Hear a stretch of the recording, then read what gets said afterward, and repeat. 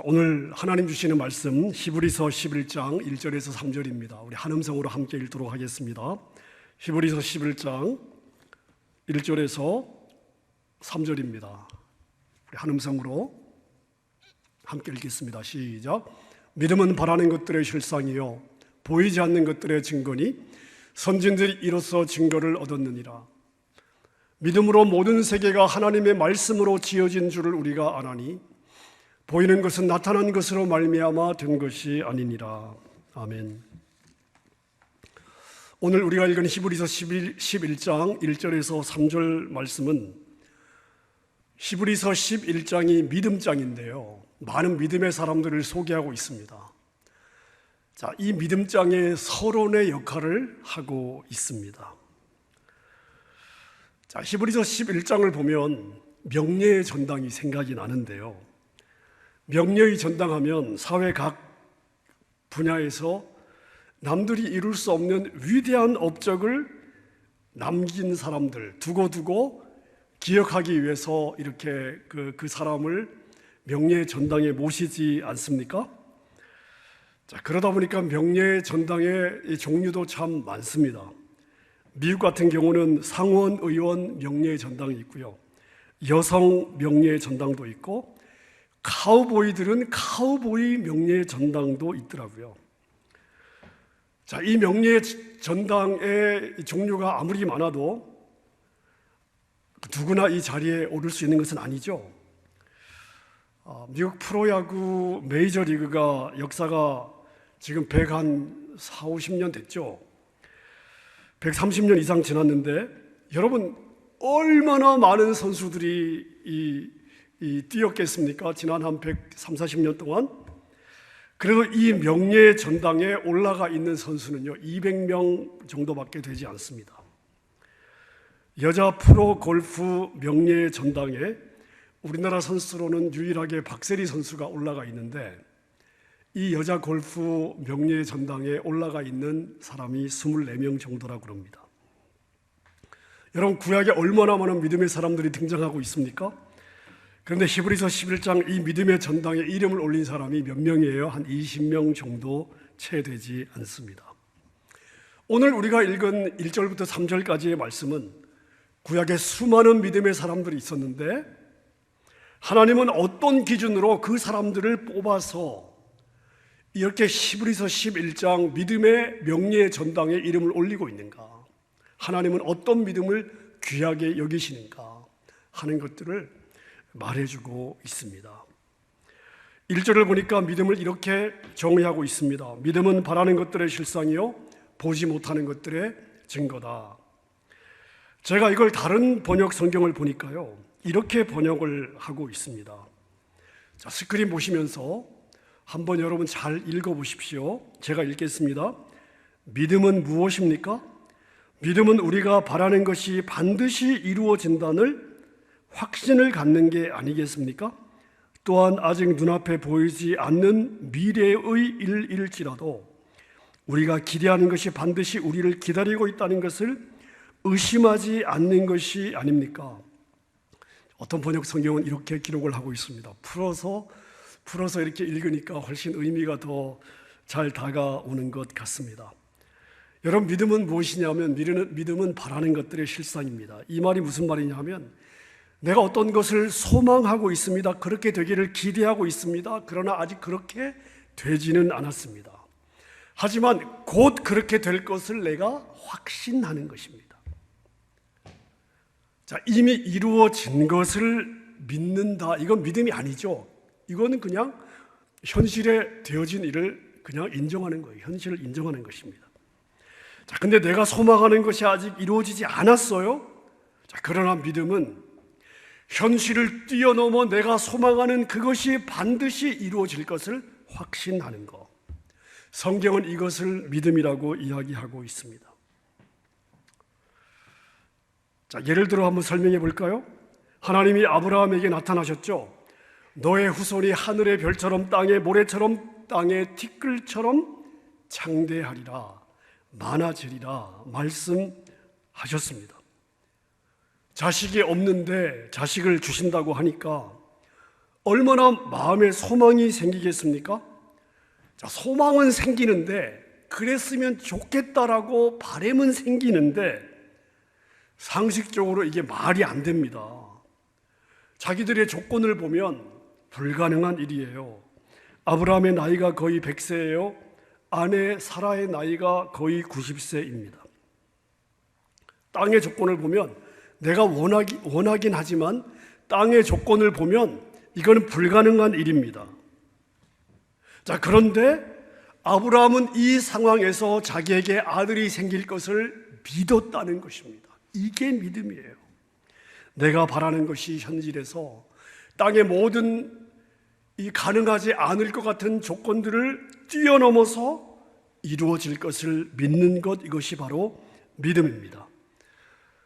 여러분, 하나님께서 아브라함을 왜 이토록 귀하게 여기시고 믿음의 사람이라고 이야기하고 있는가 하면, 로마서 4장 18절에 보니까 아브라함은 바랄 수 없는 중에 바라고 믿었다. 여러분, 이게 바로 믿음입니다. 바랄 수 없는 중에 바라고 믿었습니다. 자, 그리고 어떻게 되었습니까? 아브라함의 믿음대로 그의 후손이 하늘의 별처럼 바다의 모래처럼 땅의 티끌처럼 창대하게 되었습니다.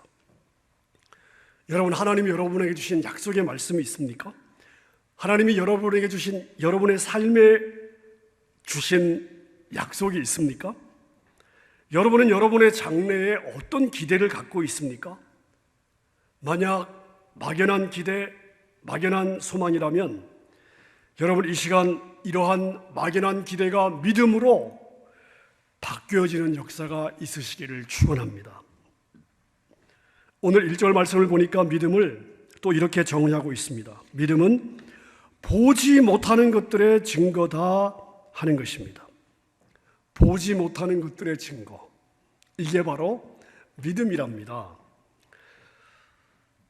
제가 이렇게 한번 예를 들어 보겠습니다. 바다에 배가 한 척이 떠 있어요. 그리고 배 갑판 위에 두 사람이 서 있습니다. 이 두 사람이 다 똑같이 앞을 보고 있습니다. 망망대해예요. 한 사람은 앞을 보니 그냥 바다밖에 안 보여요. 망망대해입니다. 그런데 다른 사람은요, 육지를 보고 있습니다. 저 망망대해 뒤에 지금 육지가 있구나 보고 있습니다. 한 사람의 눈에 보이지 않아요. 한 사람의 눈에는 바다밖에 안 보여요. 한 사람은 그 바다 건너 육지가 있다는 것을 보고 있습니다. 어떻게 그럴 수 있을까요? 한 사람은 자기 육신의 눈으로 보았습니다. 그러니까 멀리 있는 육지가 보일 리가 없죠. 자, 그런데 또 한 사람은 지금 망원경을 가지고 보고 있습니다. 당연히 보이는 거예요. 자, 한 사람에게는 전혀 보이지 않는데 한 사람에게는 너무나 당연하게 보입니다. 여러분, 이것이 바로 믿음이 있고 없고의 차이입니다. 내 눈에 안 보인다고 없는 게 아니죠. 여러분, 이것이 인생에서 만들어내는 차이가 얼마나 큰지 모릅니다. 믿음은 보면요, 믿음은 신앙의 연조와 크게 상관이 없습니다.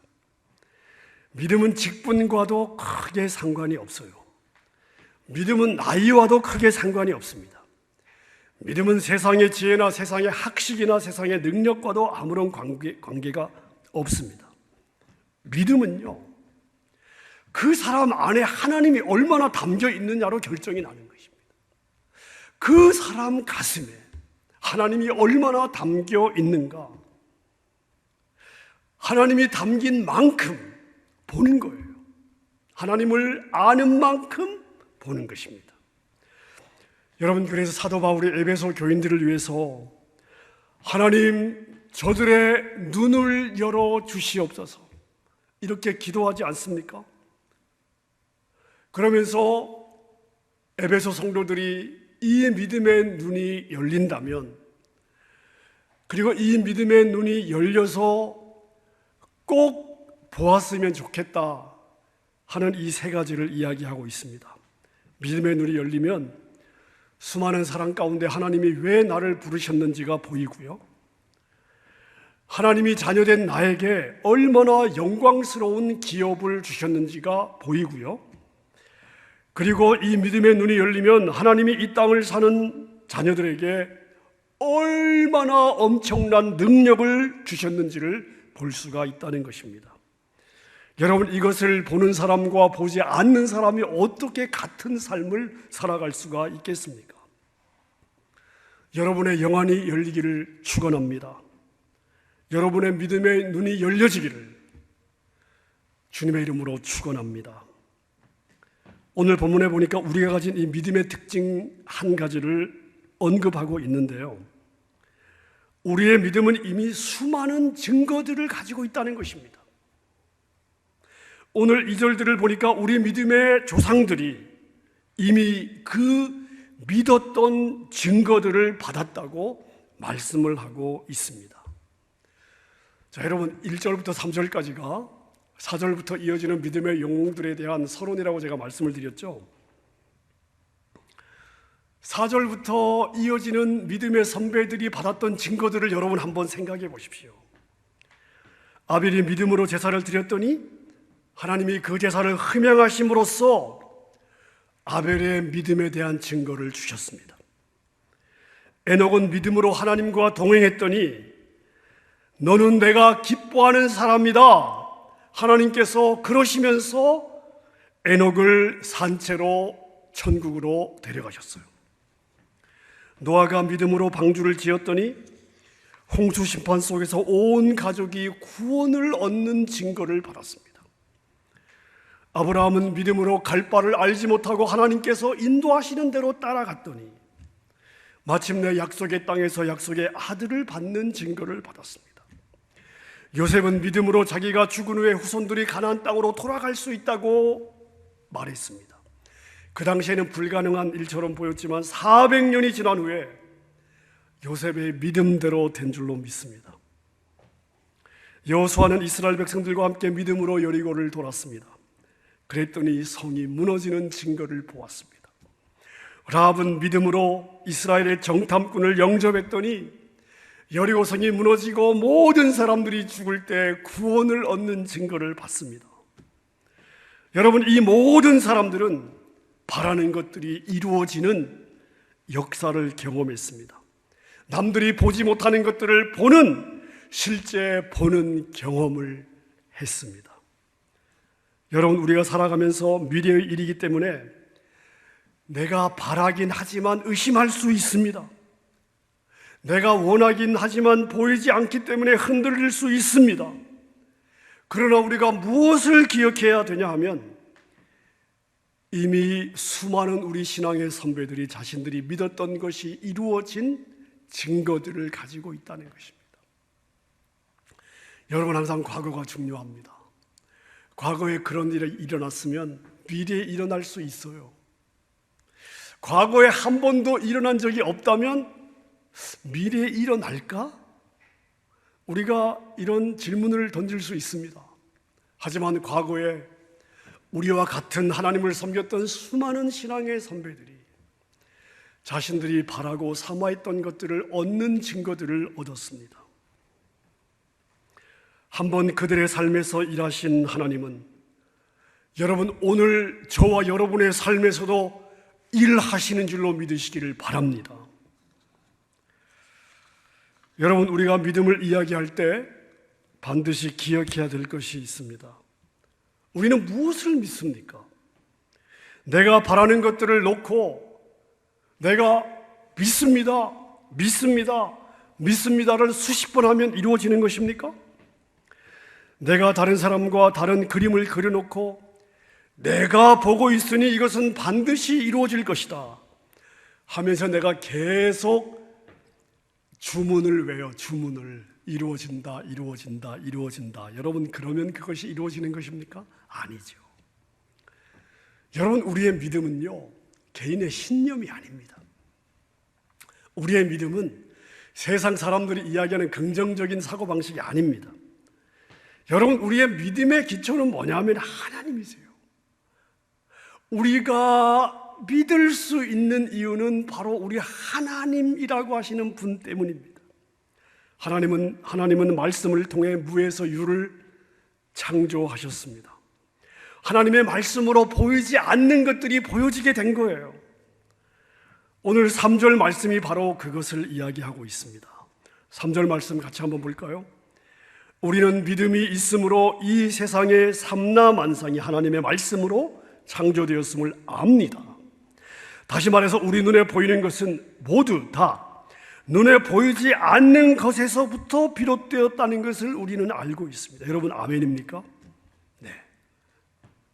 참 여러분 이 히브리서 11장 1, 2, 3절이요 짧지만 아주 위대한 믿음의 내용을 담고 있어요. 여러분 사람은 떡으로만 살 수 없습니다. 우리는 하나님의 말씀으로 살아야 돼요. 하나님의 모든 말씀은 능치 못함이 없는 줄로 믿습니다.